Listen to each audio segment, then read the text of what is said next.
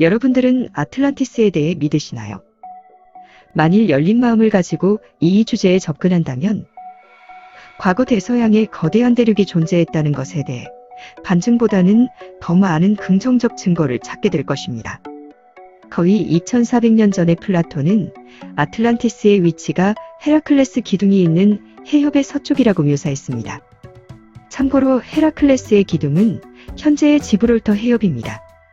그가 말하기를 아틀란티스는 리비아와 아시아를 합한 것보다 더 크며 그것은 다른 섬들에 맞닿아 있었고 그 섬들로부터 진짜 대양으로 둘러싸여 있는 반대쪽 대륙으로 갈 수 있습니다. 말하자면 헤라클레스의 기둥 안에 있는 이 바다는 단지 좁은 입구를 지닌 항구에 불과하지만 서쪽에 있는 바다는 진짜 대양이며 그것으로 둘러싸인 땅은 가장 진실한 의미에서 대륙이라고 부를 수 있습니다.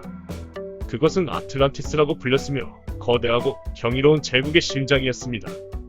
아틀란티스의 지배는 그 대륙뿐만 아니라 모든 섬과 다른 곳들에도 미쳤습니다.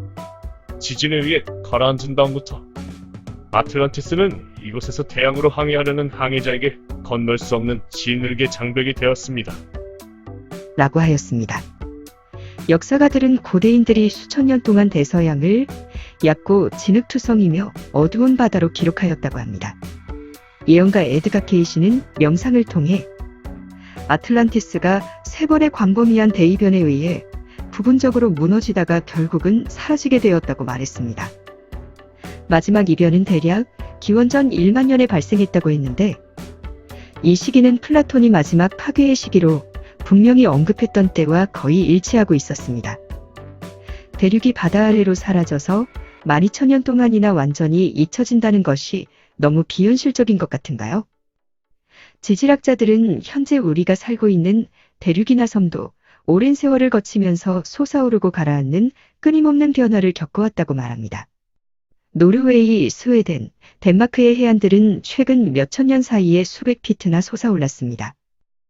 시실리가 지금은 해발 고도 3000피트에 위치해 있지만 한때는 대양의 바닥이었습니다. 펜실베이니아의 석탄 퇴적물은 그 지역이 적어도 23번 수면 아래 위로 융기와 침몰을 반복했음을 시사해줍니다. 현대에 들어와 가장 심각한 피해를 주었던 지진이 200년 전 포르투갈의 리스본에서 발생했습니다.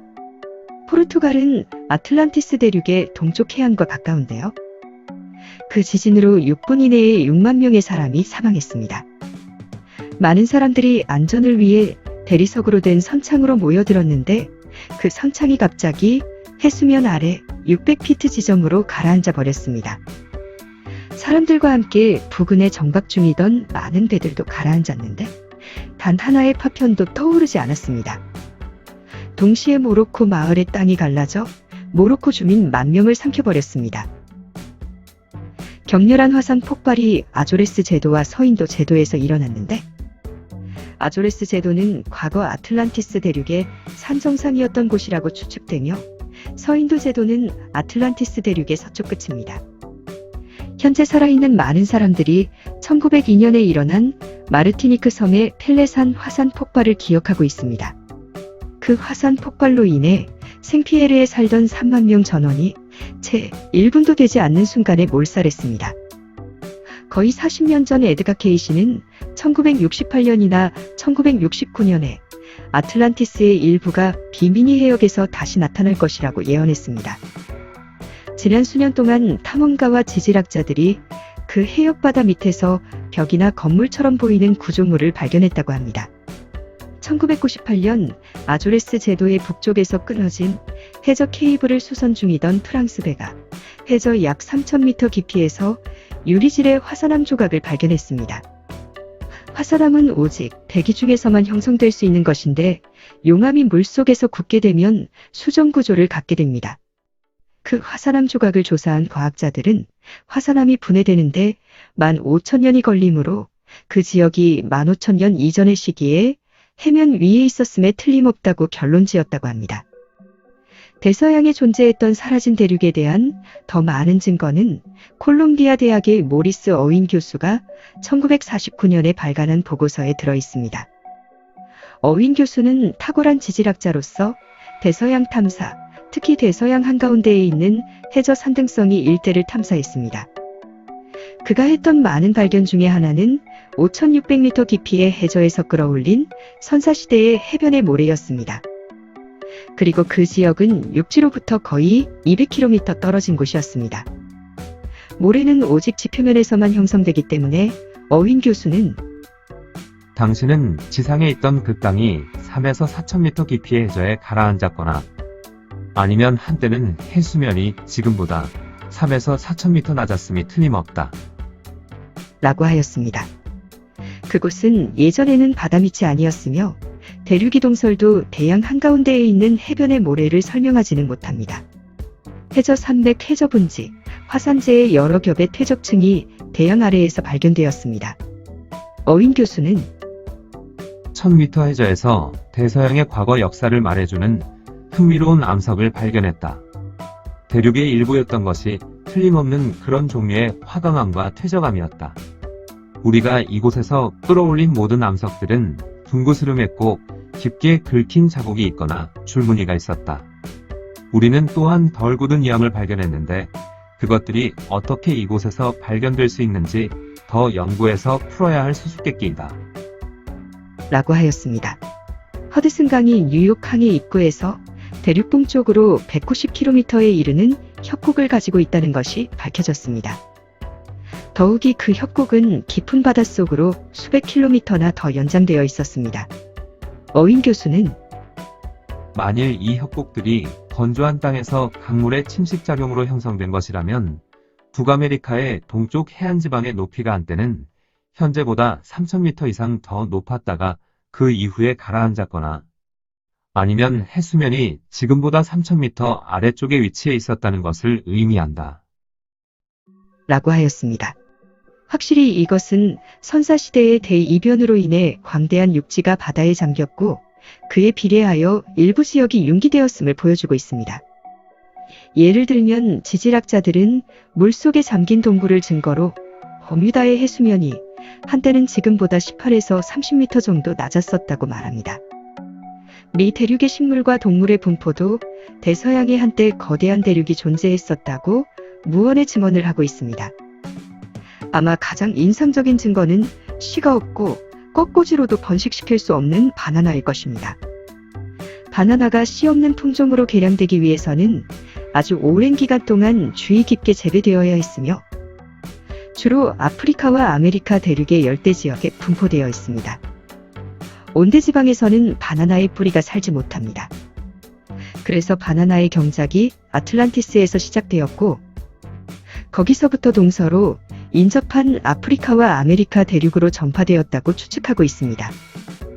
최근 화석을 통한 과학적 발견은 미대륙에서 말이 유래했다는 사실을 증명하고 있습니다.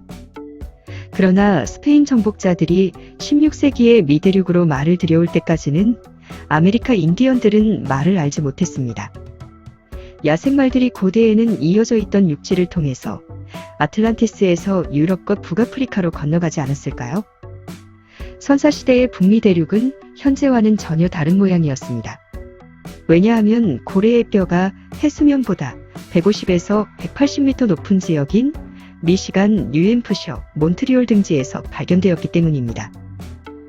그린란드 북쪽에서 발견된 야자나무의 흔적은 이 지역이 한때는 열대지방이었다는 것을 입증합니다. 알래스카에 묻혀있는 고대의 산호도 이 지역이 한때는 열대지방이었다는 것을 알려주고 있죠. 다른 많은 예들이 이그나티우스 도넬리가 1882년에 첫 출판하고 1949년에 이거턴 사이크스에 의해 개정된 아틀란티스 대홍수 이전의 세계란 책에 열거되어 있습니다. 도넬리의 책은 감탄할 만한 것이었습니다. 그는 고대 이집트의 문화와 스페인 정복자들이 관찰한 중남미 인디언 문화 사이에 현저한 유사성을 들어 이것을 아틀란티스의 증거로 삼았습니다. 이 두 지역은 많은 도시의 이름들이 거의 유사했으며 높은 피라미드가 건설되었고 대홍수에 대한 전설이 있었으며 1년이 365일로 된 역법이 발달했고 종교적 건축물에 십자가가 널리 사용되고 있었습니다.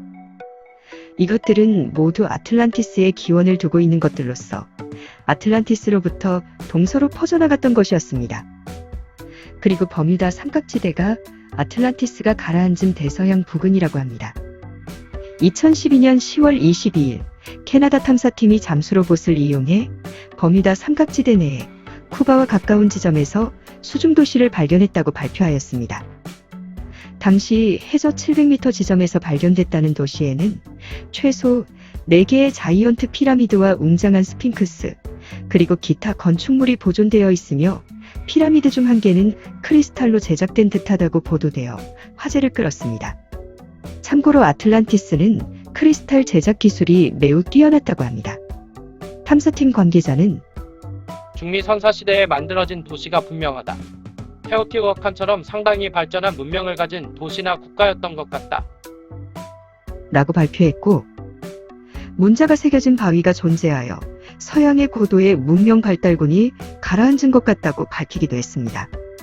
이에 탐사팀 관계자는 아직은 확실하게 단언할 수 없는 단계지만 자연이 그토록 정교한 건축물을 만들어낼 수는 없다고 본다. 면서 버뮤다 삼각지대가 아틀란티스가 가라앉은 곳이라고 알려진 대서양이라는 근거 등을 통해서 아틀란티스의 발견을 확신하기도 했습니다. 이처럼 다양한 증거들이 넘쳐나는데 과연 아틀란티스는 그저 전설 속의 대륙이라고 할 수 있을까요?